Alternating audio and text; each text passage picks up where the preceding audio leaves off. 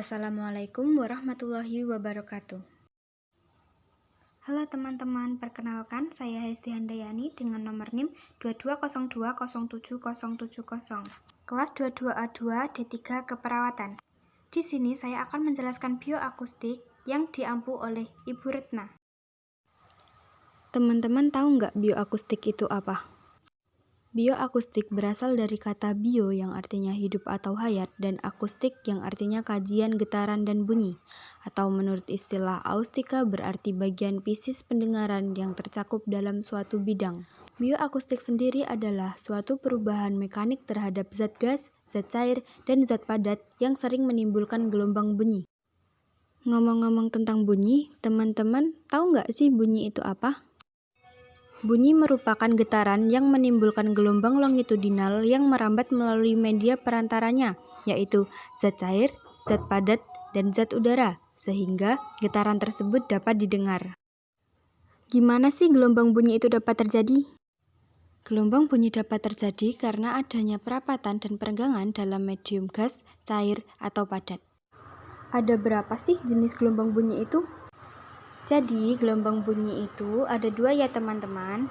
Yang pertama ada gelombang longitudinal. Gelombang longitudinal adalah gelombang yang arah getar partikel medium perantaranya sejajar atau berhimpit dengan arah rambatannya.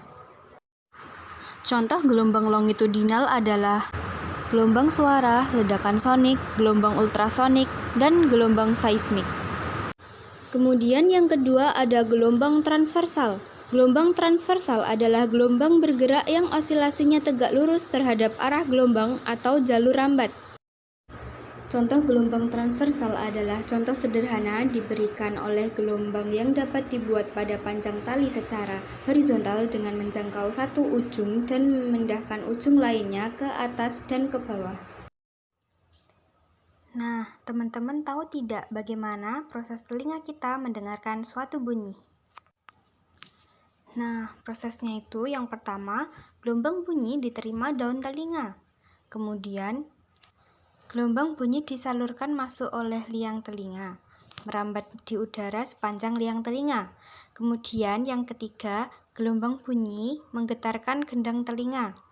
Terus yang keempat, getaran tersebut diteruskan oleh 3 tulang pendengaran. Nah, teman-teman tahu nggak 3 tulang pendengaran itu apa? 3 tulang pendengaran itu ada tulang mertil, tulang landasan, dan tulang sangurdi.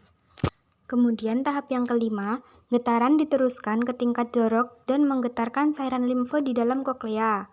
Kemudian yang keenam, getaran cairan limfe di dalam koklea tadi menggerakkan sel reseptor organ kortil yang menghasilkan impuls untuk dihantarkan oleh saraf pendengar ke otak untuk diartikan. Untuk tahap yang terakhir, getaran cairan limfe juga menggerakkan tingkap bulat bergerak keluar masuk untuk mengatur tekanan di udara di dalam agar seimbang dengan tekanan yang ada di luar. Dari penjelasan yang tadi, teman-teman bisa melihat ke atas sebagai gambaran bagaimana sih bunyi itu dapat kita dengar. Jadi teman-teman sudah tahu kan apa itu bioakustik? Lalu, apa sih fungsi bioakustik itu dalam dunia keperawatan? Ada beberapa alat yang menggunakan gelombang ultrasonik loh teman-teman. Contohnya ada USG, berbagai prosedur radiologis misalnya sinar X, CT scan, dan sebagainya, dan ada juga stetoskop, dan serta alat bantu dengar. Adapun penggunaan ultrasonik dalam pengobatan.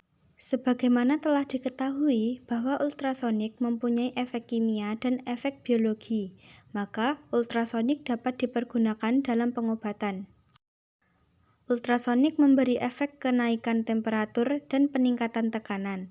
Efek ini timbul karena jaringan mengabsorpsi energi bunyi. Dengan demikian, ultrasonik dipakai sebagai diatermi atau pemanasan lokal pada otot yang cedera.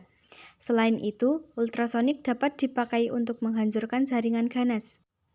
Sekian penjelasan dari saya. Semoga video tadi dapat membantu saya sebagai penunjang kekurangan nilai ilmu biomedik dasar fisika saya. Kurang dan lebihnya saya mohon maaf. Wassalamualaikum warahmatullahi wabarakatuh.